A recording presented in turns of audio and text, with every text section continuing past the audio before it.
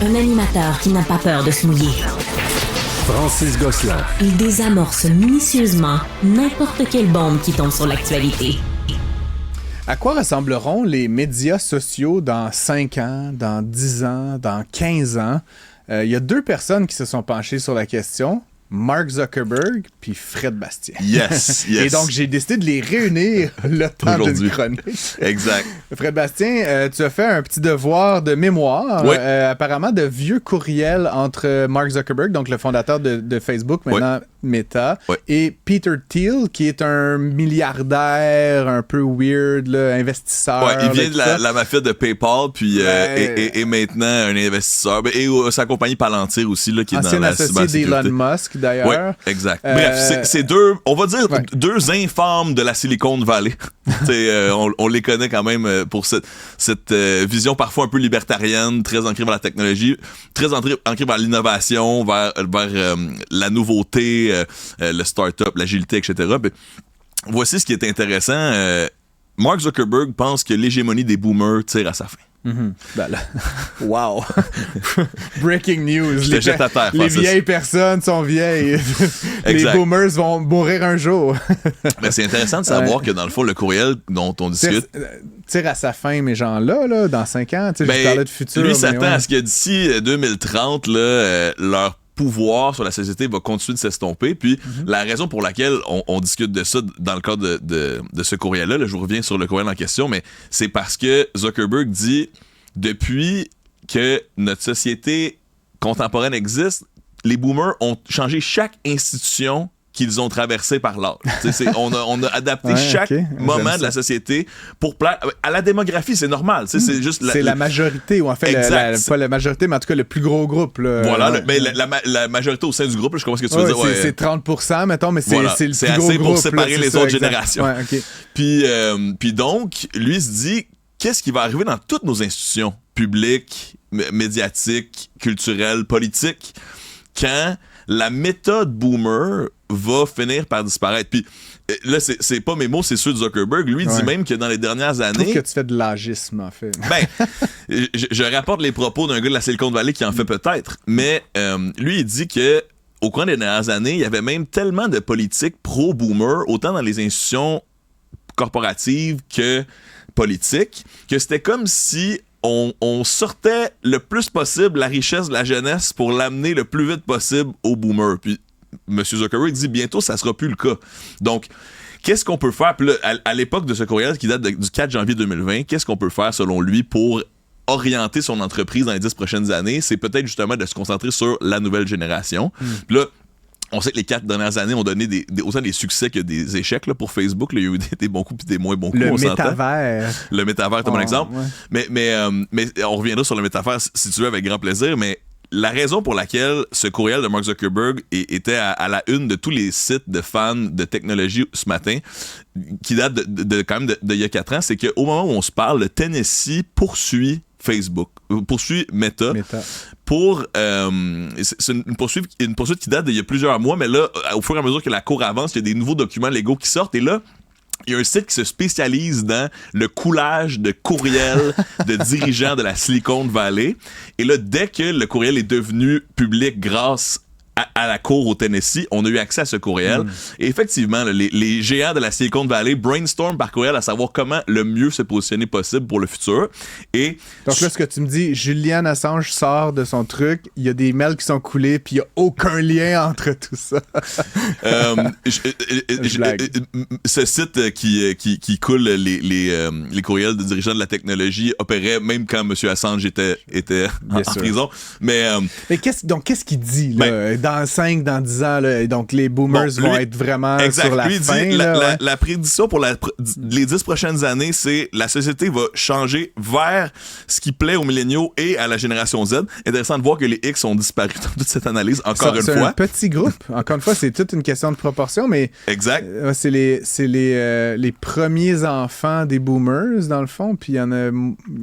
La courbe démographique a réaugmenté ensuite avec les millennials et les Z. Mais moi, je les adore, les X. Ils m'ont appris tellement d'affaires. J'aime la musique des années 90. Mais sinon, selon Mark Zuckerberg, si vous aimez faire des paris, les gens à la maison, si vous voulez faire de l'argent, Mark Zuckerberg dit dans ce courriel qu'il est prêt à gager que nous allons voir un président millénial d'ici à 2032. 2032, c'est dans 8 ans. Ouais. Donc, dans les 2 prochains cycles, est-ce qu'il y a quelqu'un moi, je suis en 82, là, OK? Ouais. En 2032, je vais avoir 50 ans. Ouais. Mais il n'y a rien de fabuleux dans le fait qu'il va y avoir un... Tu comprends, je veux dire? OK. Genre, wow, le fait que dans l'esprit d'un savant économiste. Non, mais tu comprends, genre 5 ans. Si tu me disais qu'il allait en avoir un président de 24 ans, je serais comme, wow, minute. Il faut pas avoir 30 ans, d'ailleurs, pour 35, se présenter. 35, mais si on se fie aux 2 candidats actuels, c'est peut-être une prédiction impressionnante si on se fie à la réalité présentement. T'sais. D'un point de vue de marketing et de communication, il disait que chez Facebook, ils avaient de la difficulté à trouver leur auditoire à un certain point parce qu'ils se disaient, coudonc, si notre auditoire c'est tout le monde, mais là on finit par plus vraiment plaire à personne. Tu sais, je pense que l'innovation technologique du début leur a donné le plus gros terrain possible extrêmement rapidement, mais là, à un moment donné, ils doivent compétitionner comme tout le monde. Puis on sent, ironiquement, même si on dit que moi, autour de moi, là, c'est les boomers qui utilisent le plus Facebook dans mon entourage. On n'oublie pas que Instagram appartient aussi à Meta, donc à Facebook. Puis ça, écoutez, c'est une monnaie d'échange incroyable là, pour justement les millénarios. Là. Gen Z sont aussi sur Instagram, mais ils ont TikTok. Moi, les millénarios que je connais, là, c'est très, très, très, très, très Instagram pour le jour le jour. Puis pour tu peux me permettre une parenthèse? Quand Bill Clinton a été élu pour la première fois, il avait... Quel âge avait-il? 46 ans. Donc, tout est possible. Quand Barack Obama a été élu pour la première fois, il avait 47 ans. Donc, désolé, Mark, mais en 2032, qu'un président de 50 ans soit élu, c'est pas un pari avec 45 ou 30, mais aussi, je pense que le point de Zuckerberg, puis il s'entendait pas à ce qu'on débatte de son courriel qui a envoyé un ami, là, il y a 5 ans. Il était peut-être chaud raide, le 4 janvier au soir. On devrait ressortir tes courriels d'il y a 5 ans puis en débattre. Ça serait vraiment drôle. Mais non, mais sans blague, ce que je trouve intéressant de ça, c'est pas nécessairement une question d'âge, justement, c'est une question générationnelle et de culture.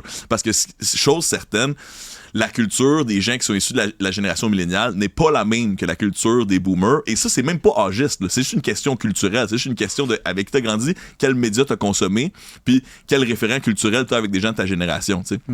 Donc, à quoi ressemblera le premier président millénial? T'sais, ça fait longtemps que je dis que si on étudie un peu l'histoire de la politique, on a vu qu'il y avait des politiciens qui se sont adaptés au journalisme écrit quand la presse a été inventée. Puis après ça, il y a des politiciens qui ont vraiment eu du succès grâce à leur voix à cause de la radio. Puis finalement, ça a été une question d'image avec la télévision, même la télé-réalité. Il y aura des politiciens médias sociaux.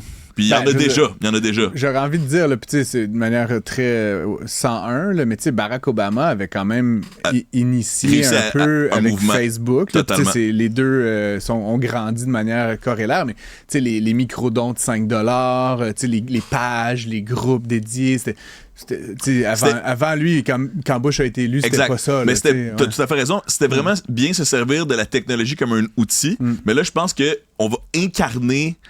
Tu sais, moi, je pense qu'on va voir des présidents faire des selfies un jour, là. Tu sais, comme beaucoup plus souvent qu'il y a M. Trudeau, là. T'sais. Ah oui? Moi, j'ai mon selfie avec pas mal tous les PM depuis un bout. Oui, mais est-ce que c'est lui qui l'a pris lui-même? Non, c'est moi. C'est ce que je veux dire. Avec M. Legault, avec M. Couillard, j'ai des selfies. Là, dans quelques années, ces premiers ministres probablement vont prendre la photo par eux-mêmes. Parce qu'ils l'ont fait toute leur jeunesse et toute leur enfance.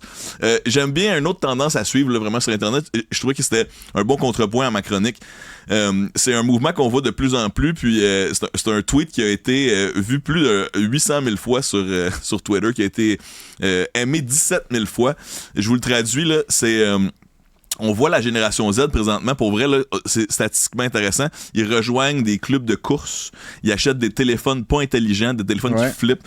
Ils aiment bien travailler le bois. Ils aiment bien utiliser des Walkman. Ils achètent des accessoires technologiques vintage. Ils rejoignent des clubs pour faire des soupers en personne. Puis la personne pose la question, est-ce que c'est parce que leur vie depuis qu'ils existent ont été engloutis par des boîtes noires digitales, là, par des téléphones? Puis dans cette ère incertaine, on pense à la guerre, à l'intelligence artificielle, au climat, etc., mais on recherche auprès des jeunes, justement, de la tangibilité, puis de s'éloigner un peu de ces écrans un peu anxiogènes. Est-ce que cette génération Z, ironiquement, nous ramènera plus loin de la technologie à cause qu'on l'a baigné dedans quand il était jeune? C'est une hypothèse. C'est une question pour le président millénial de 2050.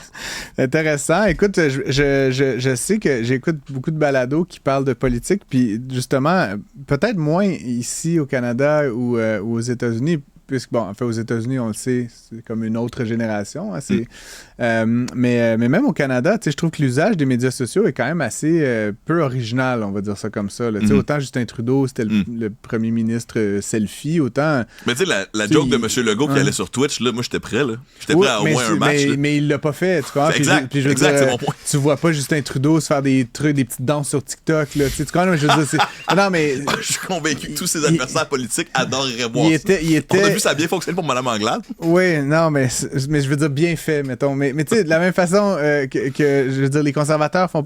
On n'a pas... Et là où je voulais en venir avec ça, c'est que je sais que M. Modi en Inde, là, il utilise les médias sociaux à fond. Il fait des Ask Me Anything, là, Emma, avec le peuple, là, tu sais, puis vraiment des trucs assez sophistiqués. Fascinant quand même. Aux Philippines, apparemment, la dernière campagne électorale, c'est beaucoup joué sur TikTok. Là, c'était comme des grands influenceurs. Mais, je veux quand même dire qu'il y a quand même des politiciens qu'on connaît là, qui utilisent les médias sociaux puis un peu cette culture web-là, parce que si on pense à certains conservateurs qui vont utiliser le meme, puis même au fédéral, là, le sentiment de forcer les gens à se fâcher un peu, c'est tellement fertile sur Internet que on le voit un peu aussi. C'est peut-être naïf de ma part, là, puis encore une fois, tout peut t'arriver, mais tu sais, quand tu dis ça, le premier millénial, puis l'utilisation des médias sociaux, je veux dire, j'ai l'impression qu'on est mené par des gens qui utilisent ça de manière opportuniste parce que des relationnistes ou des coachs en communication leur ont dit de le faire.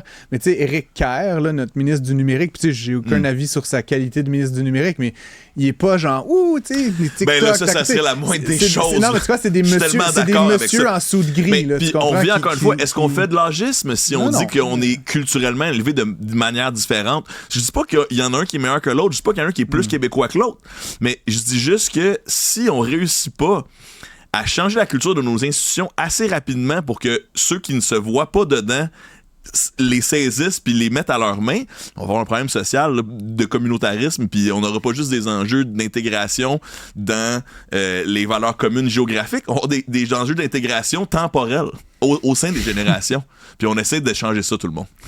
Fred Bastien, je sais pas si je dois être excité ou inquiet, mais... Toujours les deux! Toujours les deux!